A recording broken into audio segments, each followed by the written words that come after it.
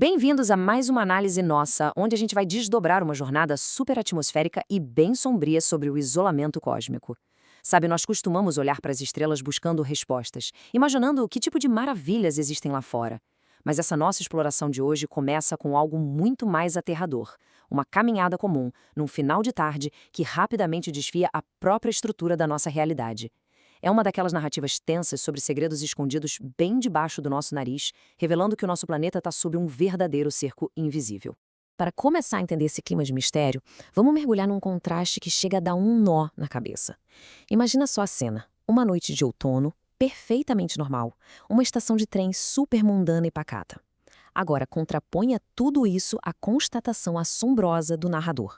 Ele está ali, caminhando calmamente para encontrar um cara, o Ransom, que simplesmente viajou para Marte. Essa normalidade absoluta do ambiente ao redor serve justamente para amplificar o completo absurdo da situação. E a cena inteira é construída num cenário que a gente consegue visualizar de olhos fechados. Aquele típico interior inglês ao entardecer. Uma charneca plana, as folhas de outono caindo, um céu nublado, bem com aquela cara de 5 da tarde. Tudo parece perfeitamente tranquilo, né? Mas é exatamente essa paisagem pintada com cores tão comuns que começa a ser impregnada por um pavor invisível. É um tom de mistério fortíssimo que começa a ditar o ritmo pesado e arrastado dessa jornada. E é simplesmente brilhante como a história cria essa justaposição sensorial brutal. De um lado, temos o mundo físico, calmo, ordinário, intocável. Do outro, colidindo violentamente com essa paz toda, um horror invisível e perturbador que está esperando logo ali, fora do nosso campo de visão. É a sensação angustiante de se aproximar de um homem que foi tocado pelo incompreensível. E conforme essa caminhada noturna avança pelo ar parado, enevoado, onde literalmente nenhum único galho de árvore se move, o pânico psicológico do protagonista dispara. A angústia cresce de um jeito que gera uma dúvida inevitável na nossa cabeça. Do que ele está fugindo afinal? A resposta é surpreendente. Não é o medo do escuro. É a expressão quase facial e sinistra da própria estrada vazia. Cada passo solitário rumo a esse encontro com Ransom carrega um peso insuportável. Bom, é aqui que a ficha cai de vez. Essa admissão marca o instante exato em que a negação desmorona. O narrador para de tentar fingir que está só com frio ou desconfortável e confessa um terror puramente visceral. É uma revelação fortíssima porque mostra um momento em que a mente humana simplesmente para de tentar racionalizar tudo e aceita que algo monstruoso e fundamentalmente errado está prestes a acontecer. Porque, vamos ser sinceros, o medo retratado aqui não é só aquele temor básico do desconhecido. É o pavor absoluto de se ver irremediavelmente enredado em algo do qual não dá mais para escapar. O texto descreve isso muito bem como a sensação horrível de uma porta batendo violentamente nas suas costas, te trancando do lado de dentro de uma conspiração que envolve nada menos que política interplanetária. Historicamente, a mente humana, com toda a sua arrogância, adora dividir essas coisas não humanas em duas caixinhas muito confortáveis. A gente coloca naves e alienígenas mecânicos na gaveta da ficção científica e fantasmas e anjos na gaveta da fantasia. Mas e quando uma presença simplesmente recusa esses rótulos e quebra todas as regras estabelecidas pela nossa lógica científica tradicional? É aí que o verdadeiro colapso filosófico acontece. E o ponto crucial é exatamente esse. Forçar essas duas categorias separadas a se misturarem cria uma estranheza que a gente mal consegue tolerar. Quando inteligências que não são humanas desafiam de frente a lógica científica que a gente conhece, a nossa ilusão de segurança vira pó. A linha entre o natural e o sobrenatural arrebenta. E isso é aterrorizante, porque significa que as nossas regras, a nossa ciência e as nossas defesas simplesmente não servem para nada. Então, quem está por trás disso? É aqui que os verdadeiros arquitetos desse terror são revelados, os Eldila.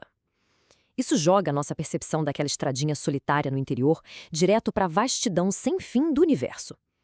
Para essas entidades cósmicas, o espaço vazio não é assustador, é a casa deles. E os nossos planetas imensos?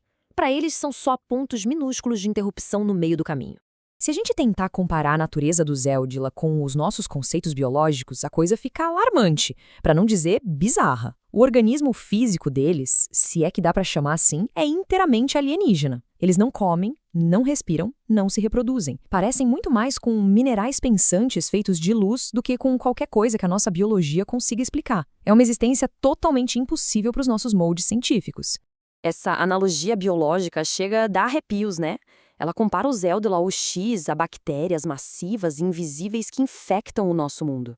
É nesse ponto que Hanson percebe com total horror que esses seres exercem um controle parasitário e ditatorial sobre a gente. Eles permeiam o nosso dia a dia sem que ninguém consiga ver, manipulando ações pelas sombras e alterando o curso da história humana exatamente como uma infecção silenciosa. E toda essa paranoia nos joga no colo um conceito cósmico central e gigantesco. A Terra é um mundo mantido em quarentena forçada. A gente é conhecido lá fora como o planeta silencioso.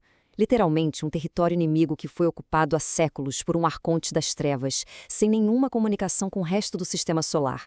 O nosso planeta está sob um cerco colossal. A partir daqui, a narrativa engata uma quinta marcha e fica alucinante. Hanson descobre algo impensável.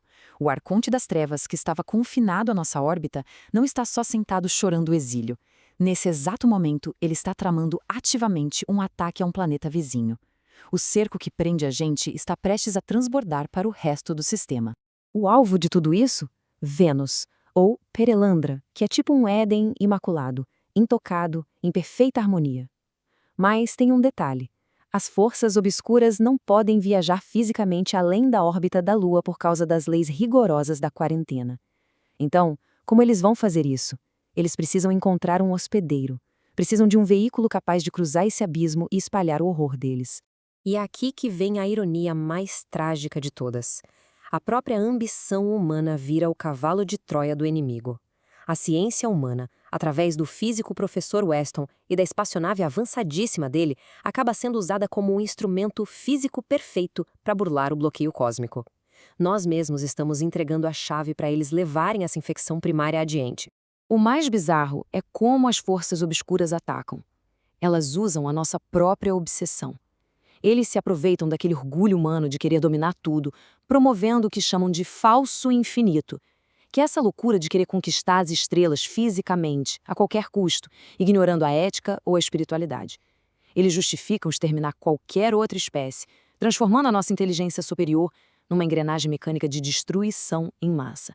No meio desse caos interplanetário, Ransom, que não tem nada de guerreiro, é só um filólogo pacato, é arremessado no centro dessa guerra. É o clássico Davi contra Golias. O papel dele não é de um soldado super armado, mas de uma barreira viva, frágil, que é enviada para bater de frente com essa corrupção gigantesca e tentar impedir que o abismo engula um mundo inocente. Para fechar a nossa reflexão de hoje, o que fica ecoando na nossa cabeça é o colapso das nossas defesas lógicas. Se a normalidade que a gente vê todo dia é só um disfarce, um teatrino montado sob a sombra de um cerco cósmico vigiado por minerais invisíveis, a grande pergunta que fica é: quão fina é essa película que nos protege? E o que mais está nos observando, em completo silêncio, logo ali, além do que a gente consegue perceber? Até a próxima!